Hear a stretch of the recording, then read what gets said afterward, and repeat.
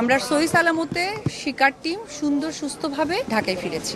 আমি যেখানে ছিলাম পোখরাতে, সেখান থেকে প্রায় দুই তিন ঘন্টা দূরত্বে আসলে এই ঘটনাটা ঘটেছে খুব আকস্মিকভাবে। এখানে আমি সহকারে আমাদের শিকার টিম, যেহেতু আমি শুটিং এ ছিলাম শিকার টিম, আমরা ইনশাআল্লাহ সহি সালামতে পুরো টিমটাই ঢাকা ফিরেছি। খুব আতঙ্কের বিষয় হচ্ছে, কারণ এই ঘটনাটা ঘটেছে 26 তারিখে, আর 27 তারিখে বাস নিয়ে আসলে আমার টোটাল টিমকে, যারা ক্রু আছেন তাদের আসলে কাঠমান্ডু ঢোকার কথা ছিল। তো অ্যাকচুয়ালি যে সময়ে যে সময়ে যে দুর্ঘটনাটা হয়েছে, সেই সময় আসলে আমাদের কিন্তু ওই রাস্তাটা ক্রস করার কথা ছিল, কারণ এটা হয়েছে মনে হয় 10টা বা সকাল 10টা 11টার এরকম মাঝামাঝিতে।